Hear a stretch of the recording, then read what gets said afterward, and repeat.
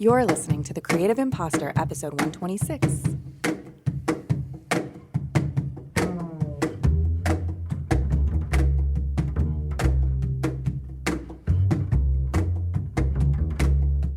Welcome to the Creative Impostor. I'm Andrea Klunder, and this episode is part of our series on not your typical self-care. Today, I am talking with the one and only Lisa Lackey from the podcast Insideout Conversations, which is how I know her because I edit Insideout Conversations. Lisa is also the co-founder and chief engagement officer at Insideout Living, a counseling center in Chicago focusing on liberating the client's natural ability to move toward well-being and health from the inside out. Their specialties include trauma therapy, sex addiction therapy, couples counseling, and more. And one of the many things that I love about working with Lisa and also just sitting down and having conversations with Lisa is that she has a way of making it feel safe to ask about anything. There is no taboo topic. And this is the case even if it comes out in a bumbling manner or if it's an awkward question, which I feel like I had a few of in this conversation. And Lisa always has a thoughtful, insightful response to share. One of the things I love about Insideout Conversations, Lisa's podcast, is that though she started the show with primarily solo episodes, recently she's been experimenting more with interviews. And I know an interview doesn't sound like an experiment for a podcast, but the way that Lisa approaches her interviews is not like an interview at all. It's more like an intimate conversation between two people who have a really strong trust relationship that you get to eavesdrop in for your own benefit. This is particularly apparent in a series that she did at the end of 2020 called Black Women, Racism, and Trauma, and that is the series that we will be referencing in this episode. But right now, in this moment, at the end of February 2021, she is just wrapping up a February series called Black Woman Burnout. And both of these series are oh so relevant to not only the times that we are living in, but also to this theme of not your typical self-care. And so, of course, I am definitely going to recommend that you go check out Insideout Conversations. It will be linked for you conveniently in the show notes for this episode at thecreativeimpostor.com/126, along with links for any other resources, episodes, and opportunities that we may happen to mention in the next little while with you. And now let me set the scene for you. Lisa and I recorded this episode in early December 2020 when it was just starting to get cold and dark. Now, in February 2021, I am hearing from so many friends, family, colleagues, other podcast hosts, just how this moment in winter is the worst of the whole COVID year in terms of loneliness, depression, isolation, hopelessness. So this message from December, I feel like was almost a clairvoyant moment, talking about the things that we would need to talk about. And so with no further delay, let's get into the conversation with Lisa Lackey. I'm curious, just from your perspective, when I say to you, not your typical self-care, in times like these, what is the first thing that comes to your mind? Because I've been thinking about this so much for myself, as well as my clients, I think about reframing, right? What we consider self-care, that it certainly, for me, is not the topical things like manicures and pedicures and that kind of thing, especially since in COVID, that's limited anyway. I think the not your typical self-care has been, for me, is just this exploration of what does it mean to radically love yourself. And when I started that exploration, I had no idea what I was going to find because I would say that the thing that was most surprising is it really meant to have the uncomfortable feelings that I was having and not try to will myself any place other than where I am emotionally. And that can be up and down. And so it's looked like patience. It's looked like resistance. It's looked like speaking up in ways that I haven't. It's looked like being very quiet and reflective. It's looked like really asking myself, like literally, what is it that I need right now? And that's hard to ask. And I think even more challenging to listen. Yeah. I think for myself, yes, there's been like this period of self-reflection deeply this year and a lot of time for self-reflection. But at the same time, there's been a desire to comfort, soothe, numb, watch Netflix, eat comfort foods and sugar, listen to all the podcasts to not have to do the self-reflection that there's suddenly time for. Mm-hmm. And to me, that is all in not your average self-care. What do I need? I need to just watch something silly on TV and just laugh and act like this isn't happening. As long as it doesn't become, a way of life, it's reframing some things and cutting myself some slack.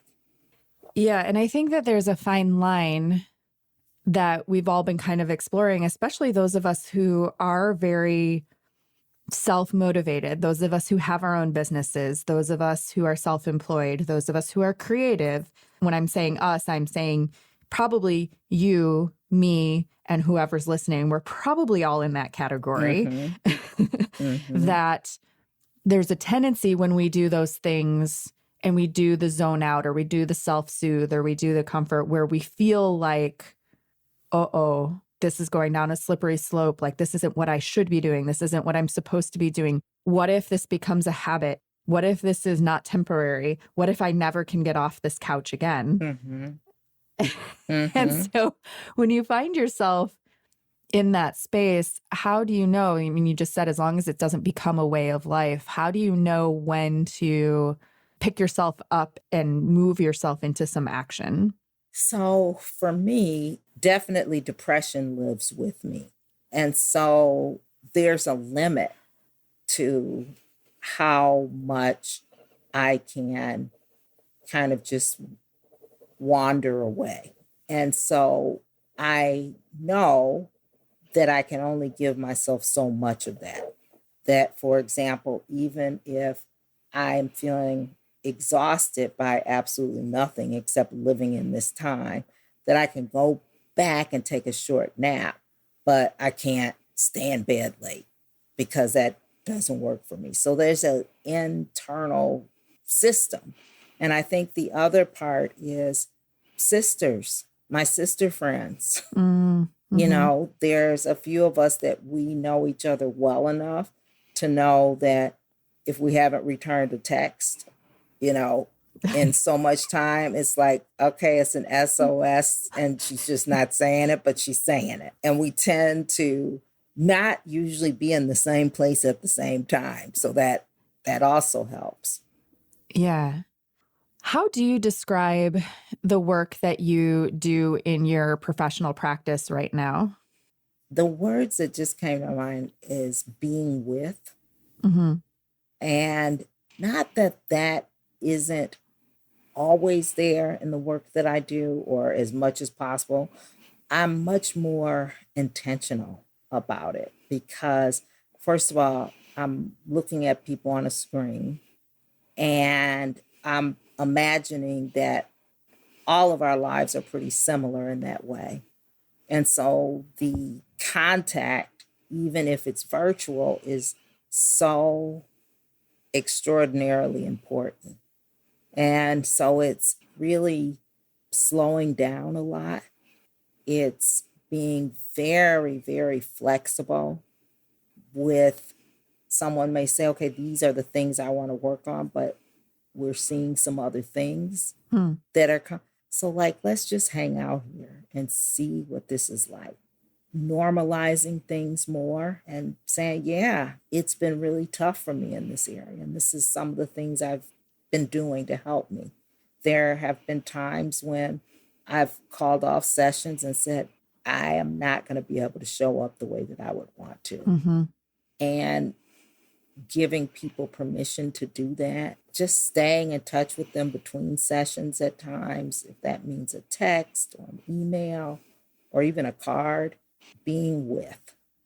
That's really interesting because what you said about staying in touch with clients, staying in touch in between sessions sometimes or being more flexible, because I think you know that I work with high school students in a podcasting program, and we obviously moved our program to online this fall. And I find it very interesting that my thinking was that being online with my students on Google Meet would be less intimate than being in person, that there would be more barriers to effective communication and connection. And I actually have found that it's been the opposite. I found that my students have been also in a period of deep reflection, high school age students. Many of them are expressing very personal realizations that they've come to this year about their identity, sometimes gender identity, sometimes just the way that they want to express themselves or show up, about boundaries. I work with the disability population, and a lot of them have become very reflective about advocacy that they want to do and like social justice topics. And we're having a conversation about how they feel about police brutality and Black Lives Matter and defunding the police. And they have these very emotional, well thought out feelings and thoughts, and they're expressing them in a way that I don't think we've ever gotten this deep in our conversations in person, face to face in a classroom setting. And so it's been interesting seeing how the technology, which I thought would be less personal, has somehow made those conversations more personal. I think what I have found is that people are very surprised about how connected we can be. There are a number of my clients, and I have to remind myself that I've never met in person because they became my clients through this time period. Yeah. And we're wired for connection as humans, right? Yeah. And I think that we're taking that a lot more seriously and not taking it for granted. And so I think that people, at least my clients, are also just trying to show up the best they can. I don't know if it's more, but I certainly am surprised myself at how deep our connection can be when I never met them in person. Yeah. I mean, I literally forget that, wait a minute, I've never met this person. That's like you and I. We've never actually met in person either. I know. And I just forgot that too. And for my clients that I had previous, most of them thought it was going to be so difficult, and particularly my groups. And of course, they would prefer, being in a room together. But we've learned how to connect differently and be very thankful for the technology, because without it, we wouldn't be connecting at all. Yeah. Yeah, that's such a good point. And also, one of the themes that I've become really aware of this year, and this is partly from listening to your podcast, obviously, when I'm editing, I hear every one of your episodes. And, I have a few other clients who are in this same industry, in this same space, who are talking a lot about trauma and examining trauma. And honestly, I'm probably one of those people who maybe a year ago or 2 years ago, if you had said the word trauma to me, I'm thinking of like head trauma, like somebody had an injury or like a gunshot wound, or you saw something horrific, like a singular event that happened that was traumatizing. And I've come to a new understanding of this word in terms of a perpetual traumatic experience that we're all kind of going through together. And this could be related to the pandemic. This could be related to political things. This could be related to what we're seeing in terms of racism in our country. So in my practice, all of our staff are really trained from a trauma model. Yeah. So if people are coming in with, addictive or compulsive behaviors, usually underlying it is some sort of trauma. So we do psychoeducation, different modalities that provide support in decreasing that trauma and helping people to understand how trauma impacts the mind, body, and spirit, and it lives in you. And there's also ways to not be triggered as much. I would say that for the Black clients that I have, and I only have a handful, what has been very surprising to them is how much racism and its impact has traumatized them. Mm-hmm. Not just in recent years, but being able to put a name to it, that these are actually behaviors that are informed by trauma. I think, when I've done a lot of workshops and webinars for different groups, and I think for a lot of corporate groups, it's been surprising for them that I have trauma, and so I think that just like you, the majority of the people think of what we refer to as big T trauma. Okay. And actually, if it's a single event, it's easier to be restored because that singular event is something everybody would recognize as trauma. People are there to support and help and all those kinds of things. You're not beating yourself up for whatever response you're having to it because, of course, this is trauma. But the trauma that really surprises people is that little T trauma or complex trauma or trauma that is developmental. It's been there. And we've learned to navigate around it by a variety of defenses that actually helped us to survive and in some cases, be extremely successful. So for people to discover that these kind of reactions that I have to things that are automatic are actually triggers in the present that are connected to trauma in the past and how much that has informed their life. Mm-hmm. I think that's where people have been surprised. People that don't usually go into a therapist's office, for example. Yeah. I know you're ready for that mid-episode stretch break. So wherever you are right now, let's take a moment to move our spine. If you are sitting, uncross your legs, bring your feet to the floor, bring your hands to your knees, and let's round back through the spine, bringing the chin towards the chest, leaning back, squeezing your elbows straight. And now as you inhale, bring the heart forward, rocking forward on your sit bones, lifting the chin slightly, taking a little back bend.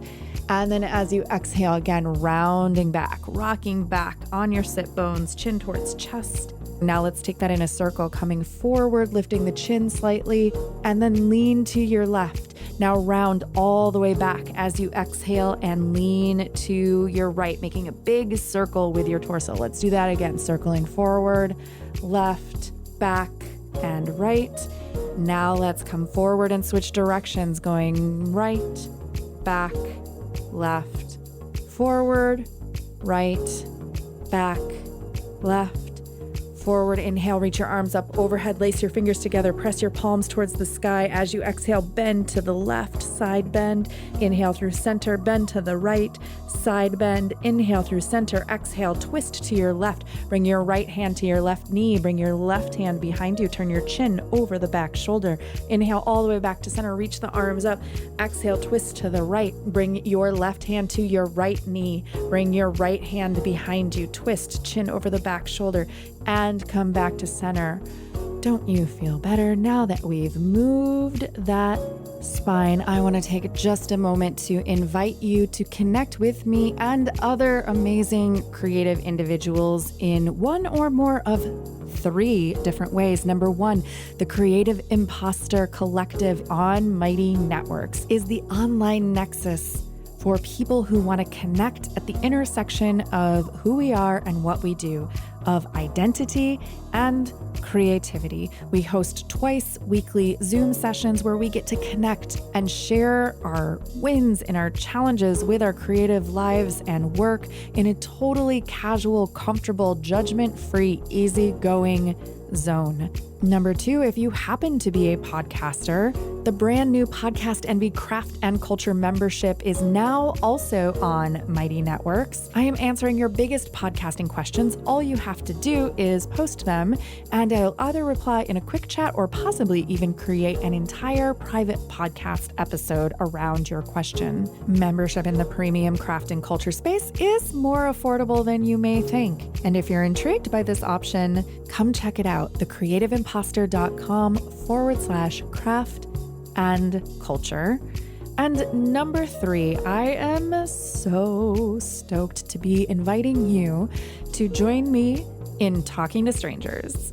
This is the very first podcast brunch club mixer that I am co-hosting with Adela Mizrachi from Podcast Brunch Club. Podcast Brunch Club is an amazing community made up of people who choose to gather with near strangers every single month to talk about deep topics inspired by a monthly podcast playlist. Recently, there was a playlist about friendship, and it spurred some conversations about how challenging it can be to make real friends as an adult in normal times, and especially during the past year that we have had. So Adela came up with the idea for a Podcast Brunch Club mixer designed to, 1, create an opportunity for us to connect with each other in a meaningful way, and 2, spark friendships that can be sustained beyond the event and beyond Podcast Brunch Club. Since we are in the midst of the Not Your Typical Self-Care series, I have to tell you, talking to strangers is scientifically proven to make you happier,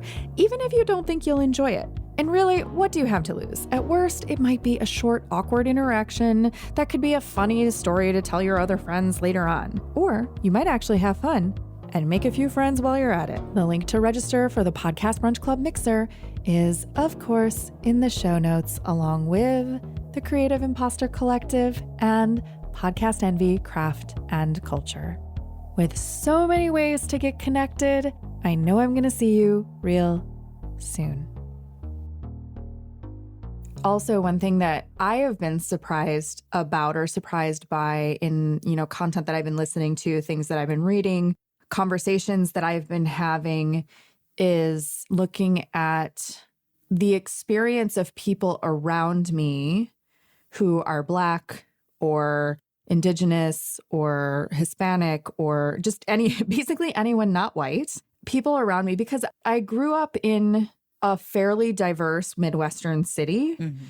I grew up going to public school where actually the majority of students at my school were not white, slightly majority Black. And so I always thought racism isn't an issue for me. I have friends who are different ethnicities. And then I started seeing all of these assumptions that I have made in my life and all of these ways that I have viewed people who are not white. I haven't really understood their experience. I feel I feel distressed by how much that I am learning that I learned that is false about our history as a people. Where I'm like, wait, that happened how? In terms of US history, in terms of how things came to be, in terms of language that we use that is deeply troubling and disturbing in terms of its origins. And this curtain has been ripped off of what the experience of other people has been that I have been a part of without having any clue. And I know that that is a topic that you have been exploring in your podcast as well, your series is not centered on the experience of a white girl from a Midwestern city in her 40s, but your series is on Black women, racism, and trauma. And I have learned, I mean, Lisa, I'll tell you right now, I sobbed while I was editing one of your episodes, the one where you were talking about the story of Sarah Bartman. Yes. I was trying to edit that like in the middle of the afternoon on a random work day when I had like, okay, I'm going to edit Lisa's episode and then I'm going to do this and then I'm going to do this. And I was like, I have to take a minute. I can't, I was like, I can't continue on with my work day after hearing this story. Like I need to really sit and process this. And this is extremely uncomfortable. But at the same time, I think I messaged you right away and I was like, this episode is really intense and it's really brilliant. So I don't know if maybe that was just a lot of stuff that you just carefully listened to and held space for in your very clinical therapist way. But I wonder what that makes you think of. Well, that's such a big question. I know. So first, let me go back and say that I think that there are a number of people that are waking up from a very, very deep sleep. And I think for a white person to live in the world and have these things be new shows how deep the sleep was. It's like the layers that are coming off, I call them denial. And sometimes denial is survival. It is used when you can't face something. And that can be passed along generationally as well. And so when I hear people either speak of, racism as though it's new, or maybe even that it just started in the times of the civil rights movement, I'm shocked to hear people that don't know the history of policing and that was actually out of a racist framework. I'm shocked. And I think that a lot of Black people are waking up to our beauty and our majesty and looking at we are not who we have been reported to be. I always say, like my hope, Black or white or some others, is in the millennials. Because, they refuse to just take things at face value. It's like, no, wait a minute. How could that be if this is happening? I remember when one of our kids was, whenever you learn about, well, I guess it's, little elementary school, about Columbus and Columbus Day. And my daughter stood up in the class and was like, no, how could Columbus discover it? First of all, if there were people already here, it's no discovery there. Yeah. And secondly, because my husband in particular has always taught our children history, says, especially if even before the Native Americans, there were Africans there. And actually, we wouldn't be here if it wasn't for the cultivation and all the things that the Native Americans did. And look at how brutally they're treated. Now, she wasn't using those words, but that was the concept. And she got in trouble for that. Oh. And actually it was a great experience because we got to go back to that teacher and the principal and say, hey, let's do a history lesson here. Yeah. Now, you could say what you want, but, here are the facts. And I feel like there has been so much work and expectations around Black people. And my heart is always with women anyway. And so I got to really wanting to serve Black women, because as we're talking about diversity and this, that, and the other, some of it is just, okay, let's do this so we can check that we did it, right? And the other part of it is about not teaching the part about how people have been hurt, how their souls have been cracked, the physical, mental, and spiritual exhaustion of all the different things that a Black woman has to fight through and still keep it moving, and not even really having time to sit down and process that because you're in it, and not even having time to be able to validate what you're feeling because you can't feel what you're feeling, and not knowing where that comes from, that I am experiencing not only the ache of trauma from my life, but from generations before me that weren't able to process that. And so these are things I always think about, and being able to use it in the podcast for right now just seems really important to me. Why do you think it's important? I'm always thinking from my client's point of view. I'm always like thinking about their content. Mm-hmm. And when somebody goes out on a limb and produces something that is possibly controversial or risky Mm-hmm. or very emotionally intense, there's always this little analytical part of my brain that's like, is this the best thing for them to, like, is this in their best interest? You know, is there going to be any potential, just assessing, I guess, what is the risk of putting out this content? Mm-hmm. Are they going to alienate some of their listeners? Is it going to be too much? Is it a left turn from where they had been before? And I think this series, which right now is 3 episodes, I don't know if you're planning to continue with this particular series or not. You can tell me later. Mm-hmm. But it is not a left turn for you, but it is very intense. It's very charged and at times difficult to listen to, Mm-hmm. I think. Mm-hmm. But I also think it's very important. So I wonder if there's a place for self-care practices that are deeply healing and necessary that don't feel good in the moment. Mm-hmm.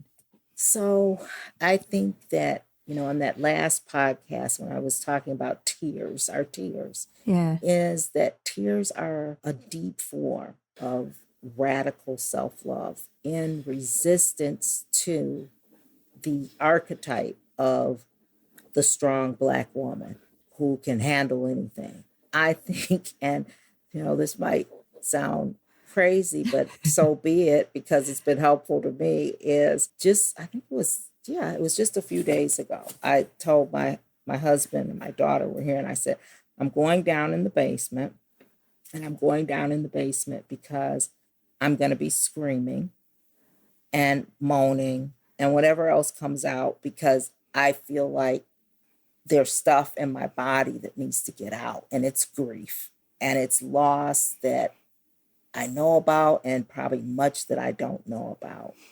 And what I know for sure as a trauma therapist is that energy needs to be released.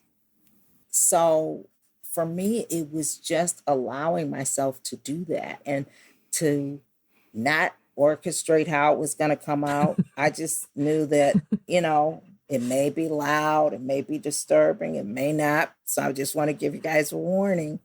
And, you know, and I was able to do that. And then after that, I started to sing and I started to dance, and I sat down and I wrote, and I felt some release. And so I love baths, but it's been extra long baths.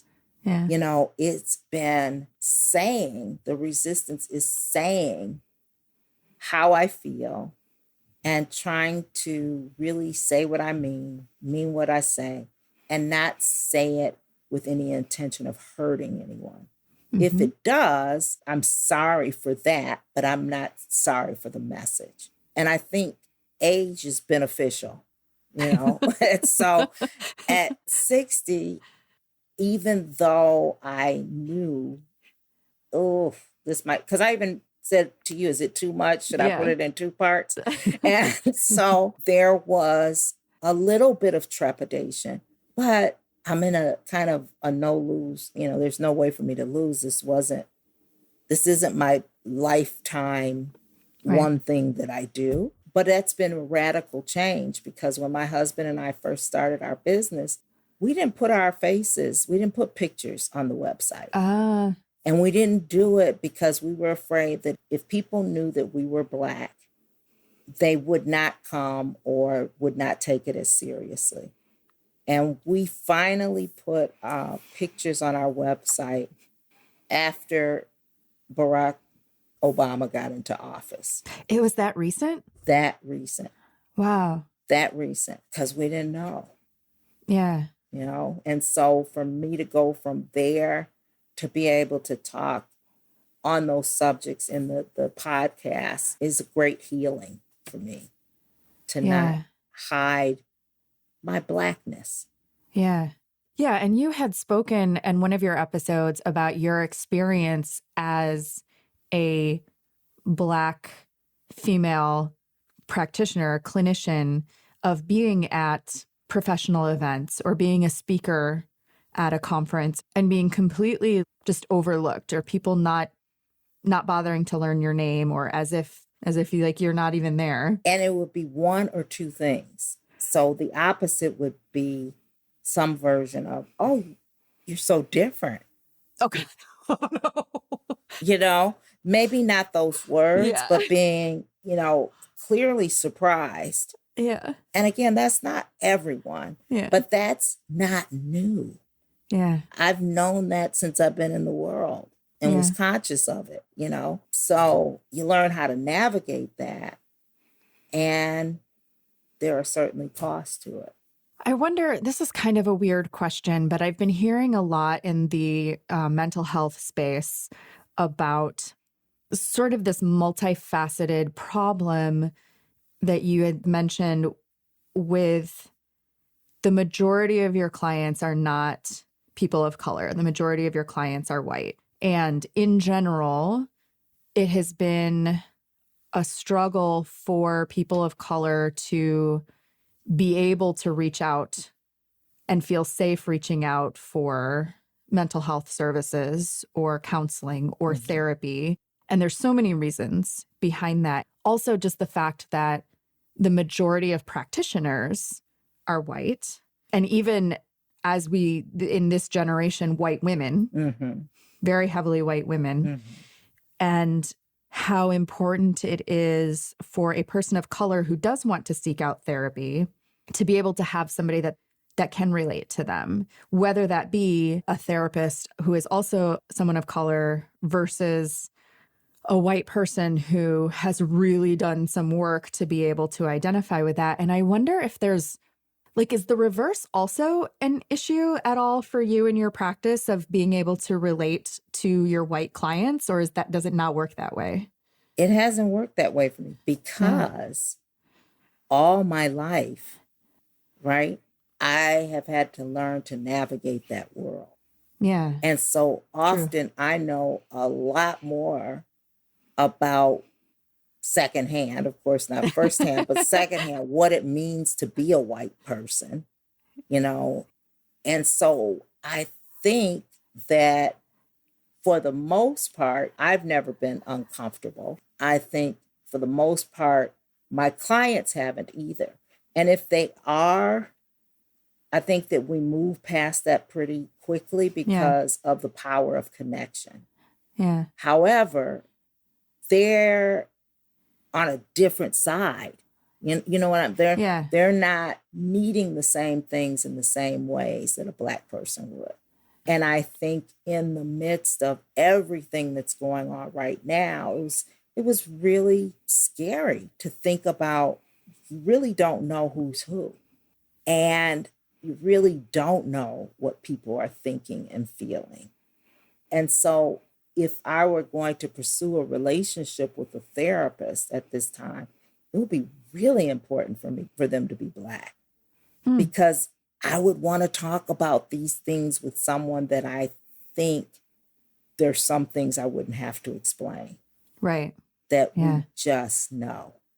And that doesn't mean that there are not white therapists that could bring healing and integration. I just don't think that at this time, the basic kind of trust is there if it hasn't already been established. Right. And so if somebody is seeking out professional help in terms of a therapeutic relationship and in terms of mental health, What are the things that you are looking for in that therapeutic relationship? And you know what? I don't even know how you would tell this. And I would say that I'm like extremely picky, but I guess I would really I think it's important to have a therapist that doesn't just say that their work comes from a trauma-informed place, but really understanding, well, what does that mean? Can you give me some examples? And so it's almost like interviewing the therapist and asking them, can you give me some examples about times that you've worked with someone in your practice that has these challenges that I'm looking to work on in a nice way? And I can't think of that. Maybe I'd be able to think about it if we were earlier in the day, but it's like, kind of trying to see, well, how do they take care of themselves? Are they taking care of their mental health? Are they taking care of whatever needs to be taken care of in the climate that we're all living in? Yeah. So, and I think experience is important, but even more important is your ability to connect. And I think when you have a conversation with somebody on the phone, you can almost tell, right away, is this someone that can see me and hear me? That's good. So if you suspect that you are, I guess the better way to ask this is, what would be some of the signs that I am experiencing the effects of trauma? If I'm, just sitting at home, whatever, one day in my shelter in place during the winter, what would be a sign that I am really feeling the effects of this perpetual, never-ending traumatic experience of this year? How would I know that's what I'm experiencing? And what would be my first step in taking care of myself if I suspect that the trauma is really getting to me? Mm-hmm. So I think one way is thinking of it as stress, because some people might disqualify themselves very quickly just because they don't think that label fits for them. But what are the behaviors that this stress is manifesting? And so you look at extremes. Am I sleeping too much? Am I sleeping too little? Am I eating too much? Am I eating too little? Am I isolating even though we are in an isolating place? Am I responding, to calls and texts? Am I getting dressed? And not obviously as a single time, but these patterns. Am I drinking more? Am I smoking more? Am I whatever more? Am I even asking myself the question kind of sometimes, even though it's fleeting, I wonder if I should look at this. Yeah. I think the other thing is just unexplained body aches and pains, that because we're carrying a lot and holding a lot and tightening a lot. Lisa, that's so true. I feel like there have been days where I'm like, I don't feel good. I don't feel right today. Do I have COVID?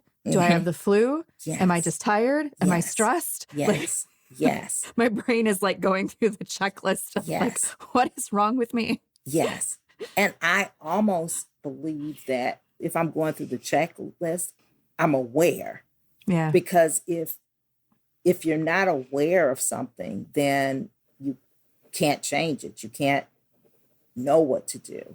And maybe, therapy is the answer. Maybe it's not the answer for everyone, but doing something therapeutic. So if that means, doing a class online or being in a book group, just the connection, because that's what's the hardest thing. It's the connection that we don't get to have. And people that live alone. Yeah. Even people that enjoy living alone, right? This is like, hello, we're like coming up on a year soon. Yeah. It's so crazy to think about. When this whole thing started, Mhm. I was so naive. I distinctly remember being like, okay, this is fine. I can do this for a few weeks. This is going to be a few weeks. Mm-hmm. No problem. We can do anything for a few weeks. Mm-hmm. And now we're here. Yes. I'm like, this was not a few weeks. Yes. Yes. I was talking to a woman and she was telling me, and she's about my age, and she was saying, you know, she said, I've been so short with people lately and just really irritable. And like everything is getting on my nerves. And she said, and it's to a point where my family's asking me about, like, what is up with this? And so I said, I wonder if you're depressed. And she said, well, that's a mental illness. I said, well, yeah. I said, but if you go on the DSM, you're sure to find yourself someplace any given day of the week. You know, I said, so besides that, you know, it could be situational because of what's going on. And she said, oh my God, I thought that if you're depressed, like you don't get up and you can't go to work and you just, and so even like asking questions of people, is this what, you know? And so I think I rather like err on the side of caution, because most of us do know. And I think particularly women, when something is internally off. Yeah. Yeah. And if I'm just thinking about this, we were talking about self-care, but like you had mentioned several times, like reaching out and having check-ins with your people and with your friends. And if you suspect that someone in your life is really struggling and they haven't said, but you have a feeling for whatever reason, or they haven't responded, or they've been responding, you know, strangely, how do you best approach that? Directly. You know, like, I'm really worried. It may not be anything, it may be me, but this is what I'm seeing different. And here's some things I've been seeing different in myself, so that people don't, and I don't want to make it like, oh, I'm so on top of it and I call my girlfriends. Right. I mean, like some days it's like, I go in the basement and scream. I call my girlfriend. Yes, it's just all great. Like I scream because that was built up. Yeah. Right. And I have to force myself sometimes to make a call. I have to force myself sometime to go outside, especially, you know, now that it's darker earlier and it's getting colder, and put things in place so that if I'm not doing that enough, that's a signal for me. Like, okay, if you're staying in the house more than a few days, for me, that's not good. Like, you need to go outside and walk back and forth up and down the block, anything, you know? And so you have to know your rhythm as well. Yeah. How are you finding joy cooped up at home with all this heaviness all around us? You know what? One thing that has never been taken away from me, and I'm so, so grateful, is my sense of humor. Yeah. And so I have never been a person that has felt hopeless. I've usually been on the other side of that. Now, I have to say, during COVID, I've come nearer than I ever have before. And like we were talking in my family, it's like, okay, how can I be of service to someone else? There's certainly a lot of people, right, that I can do something for that's small to me, but it'll make a big difference for them. And in doing that, that's going to make a big difference for me. And so just thinking about being of service, not to the, you know, extreme where you're running yourself nuts, but what is it like?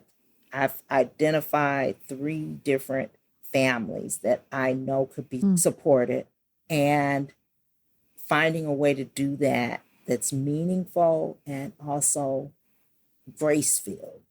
And to just think about, I mean, there's no reason that I haven't been sick with COVID. You know, there's a lot of people that have been following all the same protocols and maybe even more than me, and became sick. And some died. And so gratitude. Like it's not because, oh, it's because they didn't have on their mask. Right. There's lots of people that had their mask on and everything else, and they're not with us. And so like my shit is little compared to what's going on in the world, And so that's kind of right sizing is what helps me to have some joy. Is there anything else that you want to share with our listeners before we go turn in for the late night? Yeah, that's actually early. It's actually early, but it feels really late. Well, just as I have before, I just want to say thank you to you for just in this space helping me to face things that I was fearful about, facing things that I felt insecure about, by encouraging me to do the podcast, encouraging me throughout the time that I've done it, kind of knowing when to step in and when to step back. And it's not the podcast, it's that you were like one of those angels sent to pull me out of something I was really afraid of. Yeah. Mm-hmm. I'm glad you did, because I really love your podcast. Well, good. Yeah. Leave it to Lisa to end her interview, not just with words of wisdom, but with gratitude.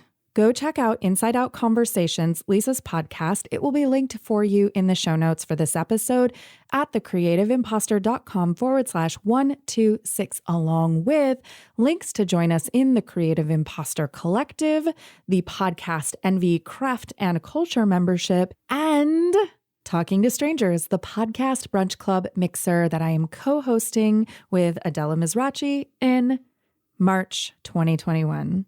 And if you happen to be podcasting, I encourage you to subscribe to my other show, Podcast Envy, where coming soon, I will be digging a little deeper into some themes that Lisa brought up in this conversation. 1, editing podcasts as a self-care practice. 2, creating and sharing content that is painful or emotionally intense and also healing. And 3, podcasting and moving through fear. This episode was mixed by Edwin Ruiz of Mondo Machine. Our show notes are provided by Lisa Witter, and our theme music is by Jovia Armstrong. I thank you so much for listening, and this week, I sincerely hope that you're doing okay if you are in a place where it is currently winter. And honestly, I hope you're doing okay wherever you are.